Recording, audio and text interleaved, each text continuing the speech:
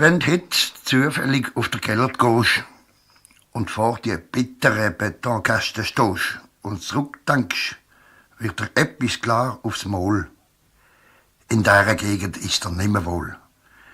Da ist, verlegen lässt der Lampe hängen, ein gutes Stück Basler Zeitgeschichte untergegangen. Zur Zeit, wo Sascha da hat weichen, hat die Alben ihren Anfang genommen. Die Reichen vom Spalenhobel bis zum Totentanz, vom Petersgraben bis zur St. Hans, sind von den alten Burgersitz ausgeflogen und sukzessiv in alle Gegend gezogen, wo heute noch die Alben heisst.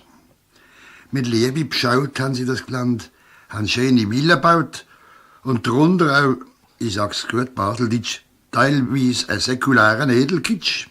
Item, in Prachtspark fallen Stecken auf, mit kindskopfgroßen Farbglaskugeln drauf. Auffallen die auch Dienste, wo man ja schon aus Prinzip aus der Fremde kommt. So kommt der Jean aus Saint-Marie-aux-Mines und Babette dreht der Wald der Heimatschein. Mit einem Wort, es hat eine Gegend für sich. Und das Volk macht drüber höchst respektvoll, sprich und hat allmählich niemandem das Leben das Leid, da krämen einfach die Albanesen gesagt. Die Damen haben es ungern gehört und haben entschieden, den Umgang mit dem Plebs von Basel gemieden. Haben hintergefunden, kamen auch die Kinder. Haben Amadisle gestrickt für die Heidenkinder.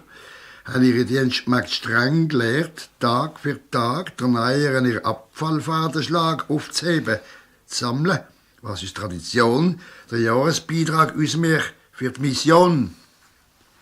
Und die Herren von der Albanesenwelt haben Seidenbandel, Bankier, Kaufleitgeld auf die Seite da. Die Finger müssen leiden am bestimmten Tag vom vielen Coupon schneiden.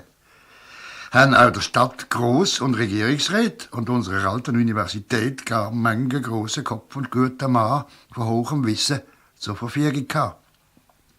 Und was wir da nur wollen, wie sie es gemein Baseldeutsch verfeinert haben, das hätte es in der Schweiz viel gespät eingetragen.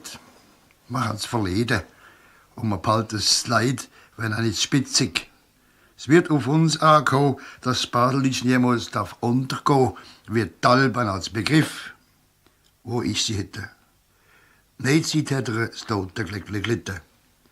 Heute wissen wir, sie ist vor kurzer Dauer, knapp 100 Jahre.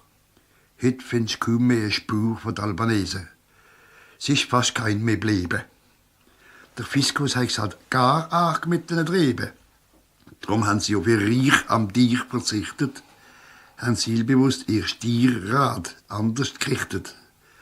Für Basel ist der Randeffekt ein Besen. Wir können die Alben ohne die Albanesen. Der Talbenteig ist fort. Heigen war Heig. Jetzt wohnt der aller Gattigs Knäppleteig. Und wenn du in der Kellergegend stehst und wartest auf Grelleli-Spruch, dann noch vergehst vor Martientischung, weisst nimm, wo du bist. Und hörst das Gott vergessen Sprachengemisch, sie ist knicki, läufst das wie ein geschlagener Hund und denkst an die Albenzeit, wo nie mehr kommt. Hock zum Lisettli, Säfle stille halbe und schluckt die kleine Wehmut. Ade, Albe.